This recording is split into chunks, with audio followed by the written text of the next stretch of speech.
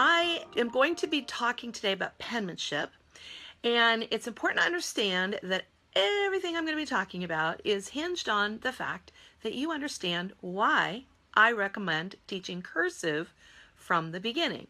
Now, let me back up for just a moment. We're going to be talking today about how to teach preschool, early beginning school children, 3 to 6 years of age. Okay, so we're talking about teaching the littles, and I just said, that we're teaching cursive. You mean I can teach cursive to a 3-year-old? Yes. Yes, yes, yes. And in fact, it is developmentally more appropriate for a 3-year-old than the current method of teaching manuscript, which, by the way, is not the best method. I just said that. But it's also not the historical method for teaching penmanship. But lest I get into that whole talk, the whole idea of why I recommend teaching cursive first, that is a whole nother talk.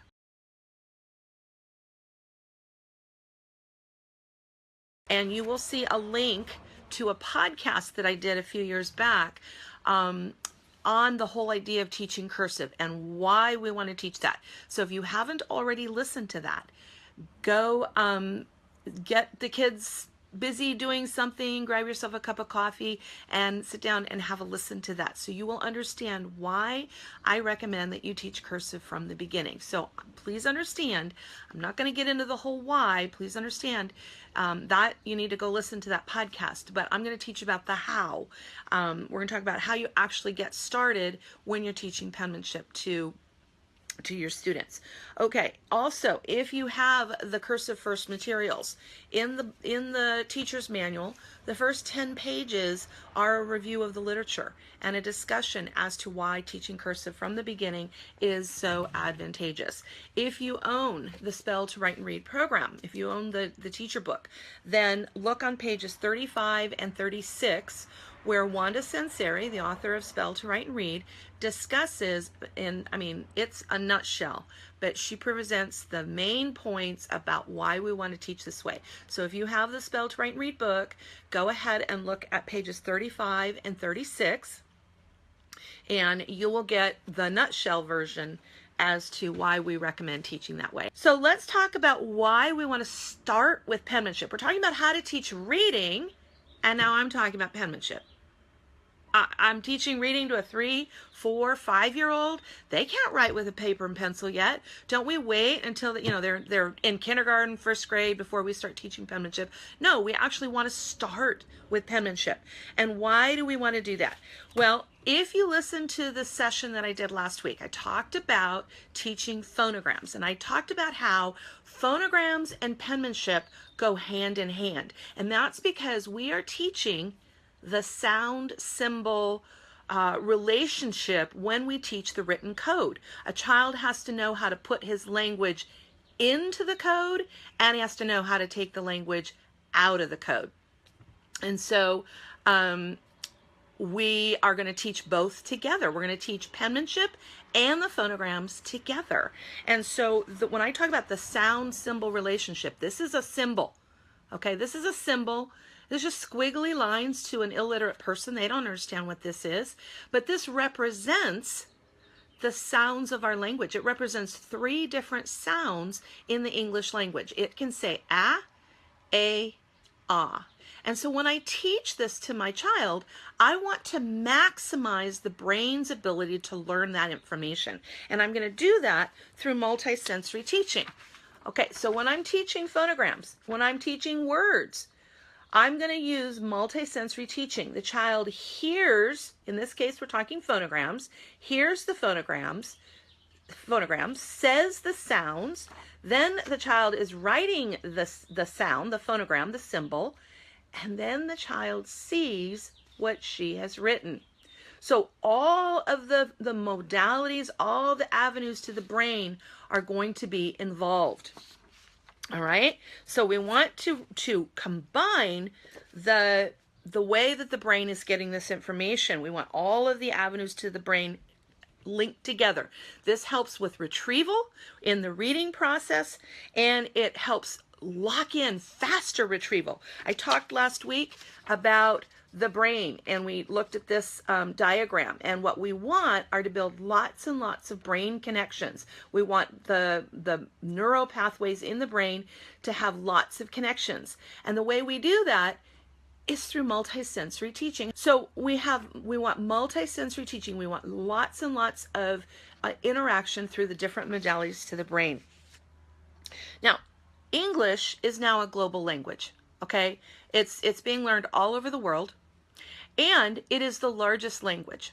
We have over 1 million words in English, and we cannot visually memorize over 1 million words. Unfortunately, one of the most prevalent methods that's being used for teaching reading is the sight word method. Oh, we got to get the kids to learn their sight words. And there's no link there to the sound symbol relationship with the written code. That we're not teaching the child how to link the sounds. We're not teaching left to right.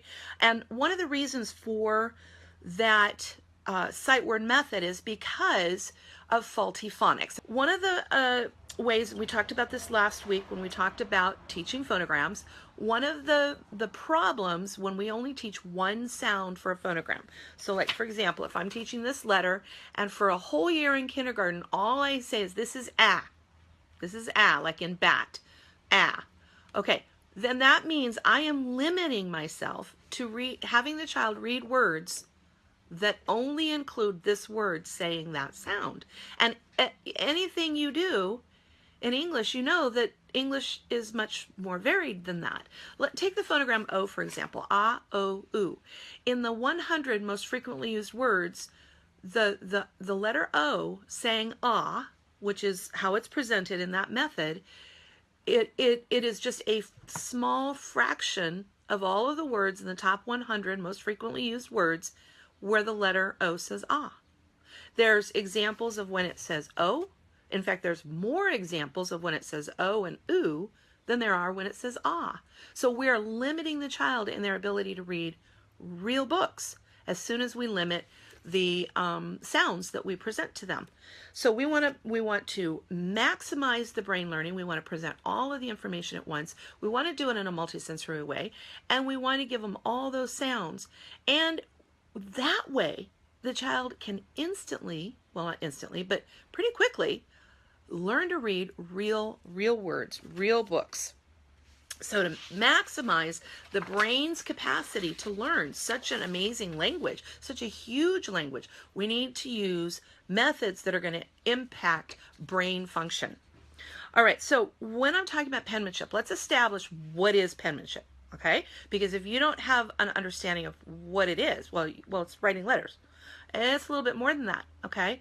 It's a little bit more than that. So let's establish what I'm talking about when I'm talking about penmanship. Okay, it's the ability to quickly and legibly reproduce with the muscles in the hand, the arm, and the shoulder from memory the written representation of the sounds of the language. So let me say it again.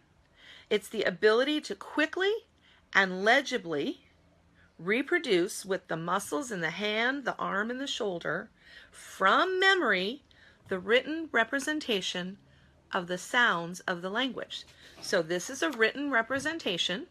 This is not how we write it, but this is what the written representation in a book. Okay, this is what it looks like in a book. So penmanship is being able to quickly and legibly reproduce this from memory. Because when I'm writing words, which is real life, okay, I don't just write letters in real life, I write words. When I do that, I have to be able to quickly write each of the letters as I'm writing a word. I say cat in my head, and my hand has to know how to, boom, get that out. Letter by letter, sequence, connected if I'm doing cursive. All of that has to happen quickly and legibly so that somebody can actually read it, okay? So that's what I'm talking about, penmanship. Now notice I said from memory. When we teach penmanship, what are we teaching? We're teaching motor patterns.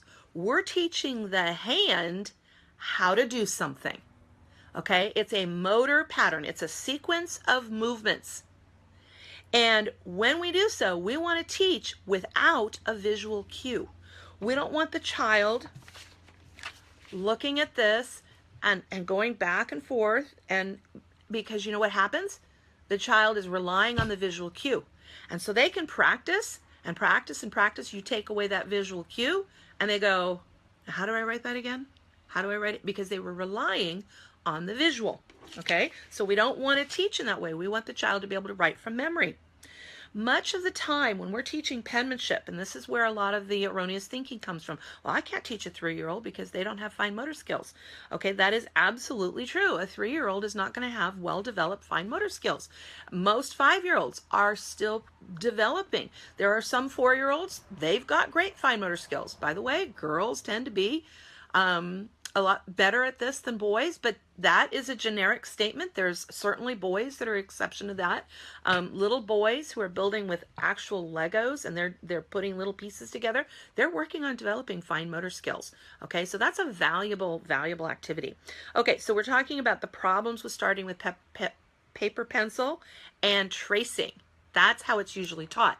All right, so the problem with that is that the fine motor is not fully developed, and tracing, the child is relying on the visual modality. Take away that model and the child is lost, doesn't remember necessarily how to do it. Or maybe they've been doing the faulty motor patterns. Okay, that's very common when you're doing tracing. If you're not sitting right over that child and you're having them trace, as long as the end product looks fine, you have no idea if the child used the proper motor patterns to create that image.